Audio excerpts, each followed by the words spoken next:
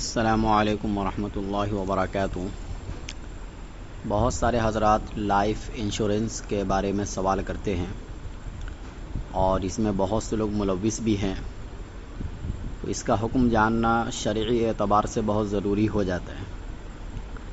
سب سے پہلے تو ہم یہ سمجھ لیں کہ لائف انشورنس کی صورت کیا ہوتی ہے۔ اس کی صورت یہ ہے کہ بیمہ کمپنی اپنے ڈاکٹر کے ذریعے بیمہ دار کا طبی معائنہ کراتی ہے اور ڈاکٹر اس کی جسمانی حالت دیکھ کر اندازہ کرتا ہے کہ یہ شخص اتنے سال مثلا 10 سال زندہ رہ سکتا ہے، تو ڈاکٹر کی مذکورہ رپورٹ کے مطابق کمپنی اس کا 10 سال کا بیمہ حیات مقرر کرتی ہے۔ اس کے بعد بیمہ کمپنی اور بیمہ دار کے درمیان ایک رقم مقرر ہوتی ہے جو بیمہ دار کمپنی کو قسط وار ادا کرتا ہے۔ مثلا ہر ماہ 100 روپے قسط متعین ہے، تو سالانہ 1200 روپے جمع ہو گئے اور 10 سال میں 12,000 روپے جمع ہو گئے۔ اب اگر مدت مذکورہ سے پہلے بیمہ دار کا انتقال ہو گیا، خواہ طبعی موت سے مرا ہو یا کسی حادثے وغیرہ سے مرا ہو، تو بیمہ کمپنی اصل رقم اس کے ورثہ کو کچھ زائد شرائط کے ساتھ واپس کرے گی، اور اگر مدت مذکورہ کے بعد انتقال ہوا تو اصل رقم سود کے ساتھ ورثہ کو واپس دے دے گی۔ البتہ پہلی صورت میں شرح منافع زائد ہوتے ہیں اور دوسری صورت میں شرح منافع کم ہوتے ہیں۔ آج کل لوگ یہ بیمہ اس لیے کرواتے ہیں تاکہ انہیں اطمینان ہو کہ اگر ہمارا انتقال ہو گیا تو ہماری بیوی بچے بھوکے نہیں مریں گے، بلکہ ان کو 10 لاکھ روپیہ مل جائے گا اور وہ اس سے اپنی زندگی کا کچھ حصہ گزار سکیں گے۔ یہ تو صورت ہے۔ اب اس کا حکم ہم جانتے ہیں۔ یہاں چونکہ جمع شدہ پوری رقم 12,000 روپے محفوظ ہے، یعنی ضائع نہیں جائیں گے۔ ایسا نہیں ہوگا کہ 12,000 روپے واپس نہ ملے، بلکہ ان کا ملنا تو یقینی ہے۔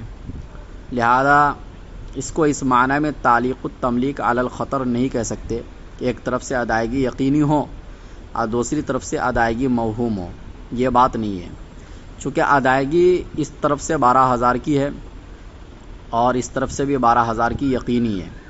البتہ جو سود ملے گا اس کو سب حرام کہتے ہیں، اور 12,000 کے 12,000 جو مل رہے ہیں تو اس میں لیکن اس میں دھوکہ ضرور ہے۔ یعنی دھوکہ اس لیے کہ یہ پتہ نہیں کہ صرف 12,000 ملیں گے یا 10 لاکھ ملیں گے، کیونکہ اگر انتقال پہلے ہو گیا تو 10 لاکھ ملیں گے، اور اگر انتقال نہ ہو تو 12,000 ملیں گے سود کے ساتھ۔ اس لیے معقود علیہ یا معاوضہ مجہول ہے، اس کی مقدار متعین اور معلوم نہیں، لہذا اس میں غرر یعنی دھوکہ پایا جا رہا ہے۔ اور جس صورت میں 10 لاکھ مل رہے تو وہ چونکہ 12,000 کے عوض میں مل رہے ہیں، اس لیے اس میں سود بھی ہوا، لہذا اس میں غرر بھی ہے اور سود بھی ہے، اس لیے ناجائز ہے۔ اسلام اور جدید معاشی مسائل جلد نمبر 3 صفحہ نمبر 308 پر یہ بات موجود ہے۔ اور دھوکے کی بے سے نبی صلی اللہ علیہ وسلم نے منع فرمایا ہے، چنانچہ حدیث میں آیا ہے کہ اللہ کے نبی صلی اللہ علیہ وسلم نے دھوکے کے بے سے منع فرمایا ہے۔ صحیح مسلم حدیث نمبر 1513۔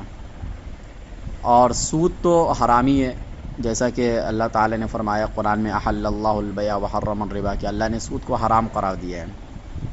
اسی طرح اگر آپ فتاوی قاسمیہ میں دیکھیں گے تو اس میں بھی یہ لکھا ہوا ہے کہ جیون بیمہ کا معاملہ کسی بھی نیت اور مصلحت سے ہو جائز نہیں ہے، اس لیے کہ جیون بیمہ اپنی شکل و صورت کے اعتبار سے قمار، جوا اور سود ہے، کیونکہ بیمہ کرانے والا کب انتقال کر جائے گا اور اسے کتنی زائد رقم ملے گی، اور کسی مجبوری سے رقم جمع کرنے کا سلسلہ بند ہو جائے تو پچھلی جمع شدہ ساری رقم سوخت ہو جاتی ہے۔ یہ سب دھوکے کے معاملے کے قبیل سے جو نفع اور نقصان کے درمیان دائر ہو، اور شریعت میں اسی کو قمار کہتے ہیں، جس کی حرمت نص قطعی سے یعنی قرآن سے ثابت ہے۔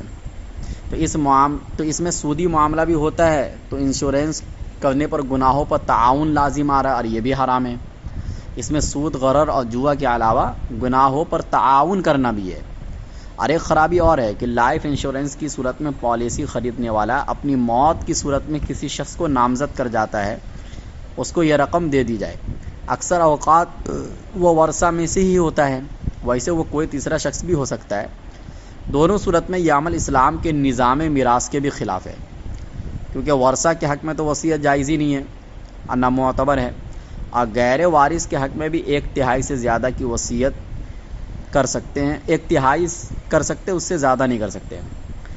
اگر یہ رقم انشورنس کرانے والے کے متروکہ کے تہائی کے بقدر یا اس سے کم ہے تو یہ وصیت نافذ ہوگی اور قانوناً معتبر قرار پائے گی۔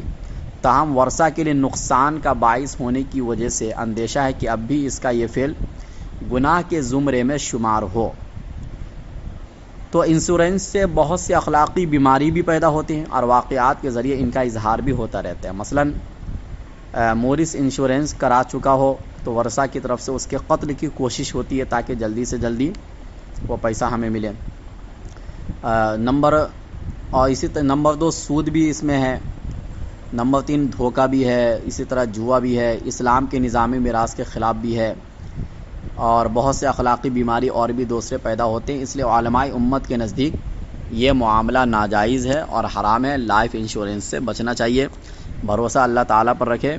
اللہ تعالیٰ جب آپ کی زندگی کو چلا رہے ہیں، آپ کے رزق کی ذمہ داری لے چکے ہیں، تو آپ کے بچوں کی بھی رزق کی ذمہ داری اللہ ہی کے ہاتھ میں ہے۔